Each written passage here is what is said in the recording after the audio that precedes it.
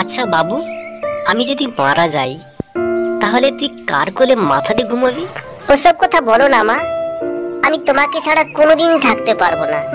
আর পৃথিবীতে মায়ের থেকে অন্য কেউ হতে পারে না। বাবু, তুই তাড়াতাড়ি স্কুলে চলে যা। আজকে কিন্তু তোর বাবা আসছে, দেরি করবি না কিন্তু, তাড়াতাড়ি চলে যাবি। হ্যাঁ মা, আমি তাড়াতাড়ি স্কুলে চলে যাব।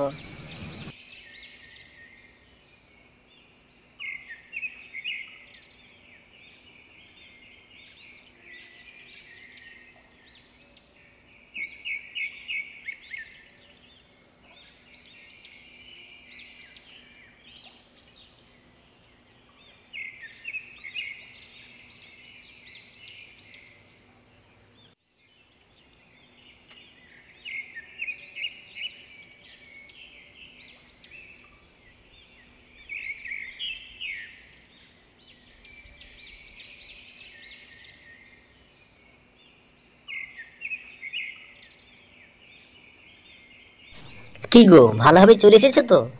কিছু অসুবিধা হয়নি তো? ব্যাগটা রেখে তাড়াতাড়ি হাত মুখ ধুয়ে নাও, আমি খাবারটা রেডি করছি।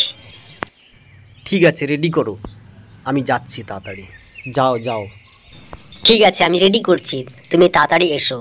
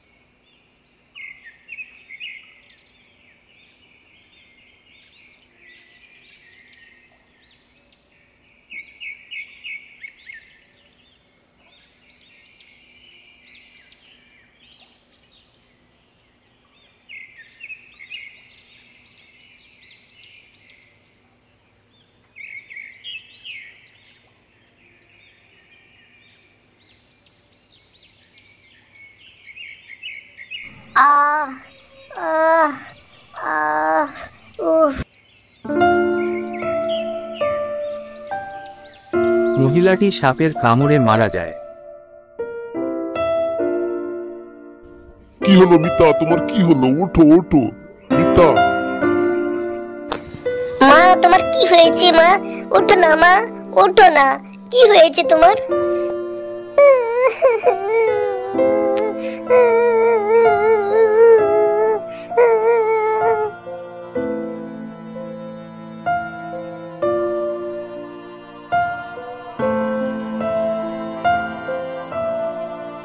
কিরে রোহিত, কেমন আছিস? তোর জন্য একটা সম্বন্ধ নিয়ে এসেছি, তুই বিয়ে করে ফেল এই বাচ্চাটাকে মানুষ করার জন্য। রামদা, আমাকে কেউ বিয়ে করবে? এরকম কোনো মেয়ে আছে?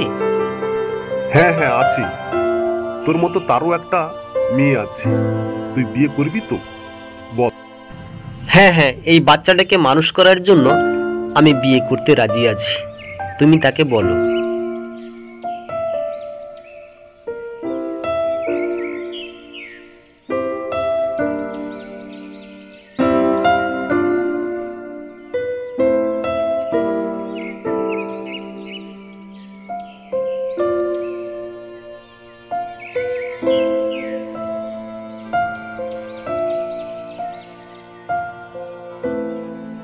কি হলো, বসে আছো? তুমি রাজি তো? এইমাত্র তার সঙ্গে আমি কথা বলে এলাম, সেও রাজি। আমি রাজি। আমার একটা মেয়ে আছে, তুমি তাকে ভালো করে বুঝিয়ে বলেছো তো? হ্যাঁ হ্যাঁ, আমি সবই বলেছি, তোমাকে ও নিয়ে চিন্তা করতে হবে না, তুমি ও বাড়িতে চলো।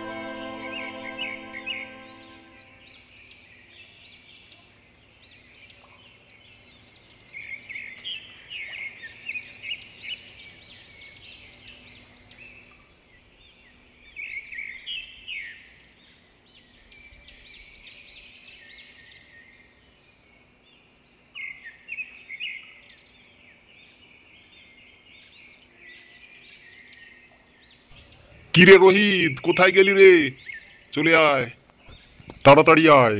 কোথায় যে যাস?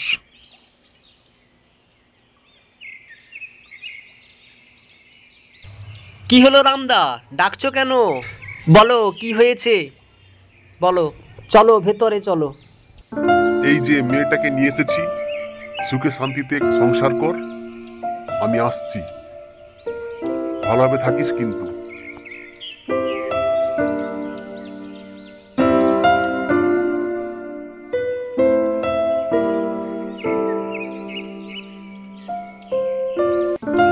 বলো, তুমি আমার সঙ্গে সারা জীবন থাকতে চাও তো নাকি? আমি রাজি। আমার মেয়ের নামে সমস্ত সম্পত্তি তোমাকে লিখে দিতে হবে, তাহলে আমি থাকবো, না হলে আমি চলে যাব। আমি যদি সমস্ত সম্পত্তি ওর নামে লিখে দিই, তাহলে আমার মা মরা ছেলেটার কি অবস্থা হবে? তুমি একটু ভালো করে ভেবে দেখেছো? সেটা ভেবে বলো। বাবা, তুমি আমার কথা চিন্তা করো না, লিখে দাও। আমার তো বোন নেই, তাই তুমি বোনকে লিখে দাও। আমার কিছুই দরকার নেই। ঠিক আছে, আমি আমার ছেলের কথা শুনেই আমি সমস্ত সম্পত্তি ওর নামে লিখে দিলাম। তুমি আমার ছেলেটাকে মানুষ করো।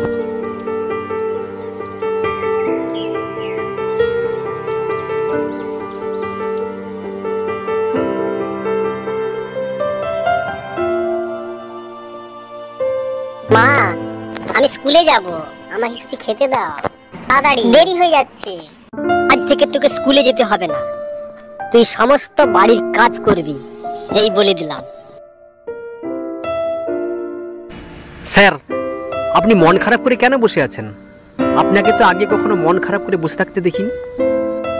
আমি আমার ছেলের কথা শুনে সমস্ত সম্পত্তি ওই মেয়েটার নামে লিখে দিয়েছি, তাই কি করব খুঁজে পাচ্ছি না। হ্যালো, কেমন আছো তুমি?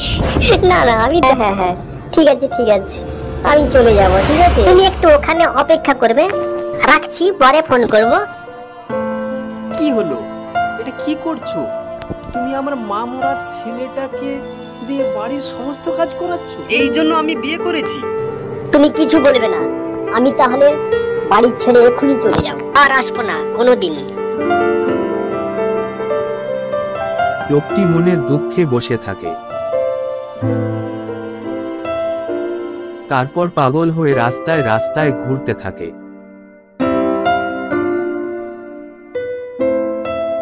ছেলেটি চায়ের দোকানে কাজ করতে থাকে। এই, কত টাকা দিয়েছে আমাকে দে, না হলে আমি খেতেই দেবো না। দে দে, দাঁড়িয়ে আছিস এখনো? এই নাও মা, ধরো।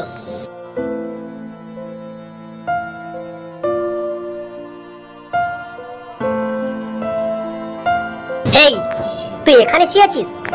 যা যা, এখান থেকে যা, নিচে গিয়ে শুবি যা এখান থেকে এখনই, না হলে এখনই টেনে নামিয়ে দেবো তোকে।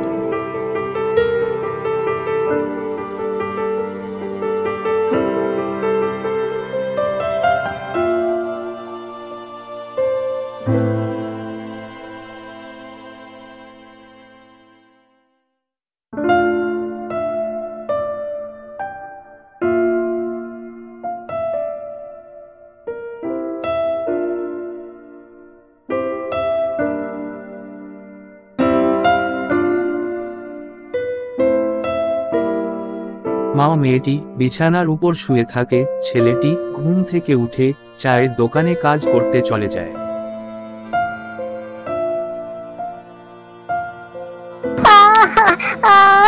মা, আমার পেটে খুব যন্ত্রণা করছে। কি হয়েছে মা তোর?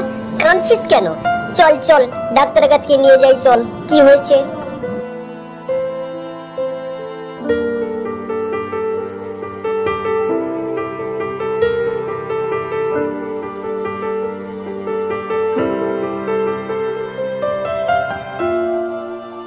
কি হয়েছে মামনি, বলো কি হয়েছে? ডাক্তারবাবু, আমার মেয়েটাকে দেখুন না, কি হয়েছে।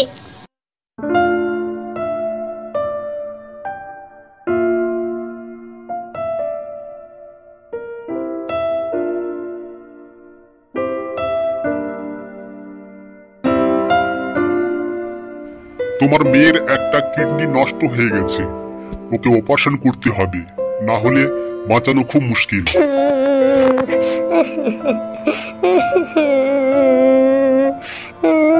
মা, বসে বসে কাঁদছো কেন? কি হয়েছে আমাকে বলো। জানিস খোকা, তোর বোনের একটা কিডনি নষ্ট হয়ে গেছে, ও আর বাঁচবে না হয়তো। আমি তো আছি, চিন্তা করো না মা।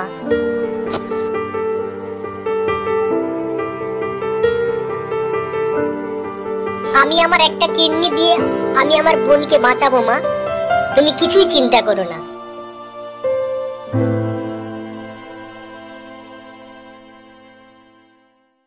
ডাক্তার বাবু, আমি আমার একটা কিডনি দেবো, আমার বোনকে বাঁচিয়ে দিন ডাক্তার বাবু। তুমি কিডনি দেবে? ঠিক আছে ঠিক আছে, আমি অপারেশনটা তাহলে করে ফেলছি, তোমরা ওকে নিয়ে এসো।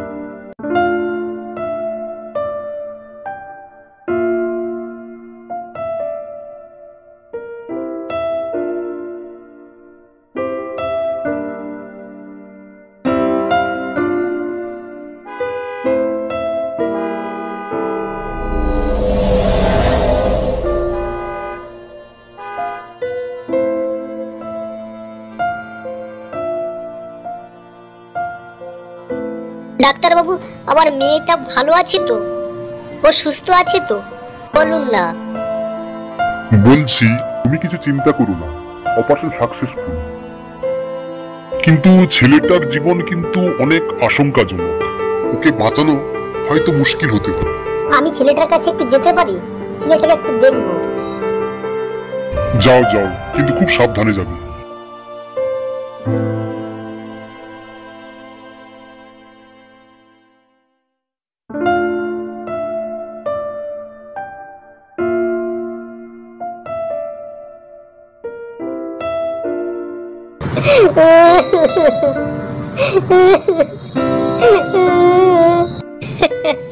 আমার ভুল হয়ে গেছে, আমাকে ক্ষমা করে দে বাবা। আমি আমার ভুলটা বুঝতে পেরেছি এতদিনে, আমি আগে কখনো বুঝতে পারিনি।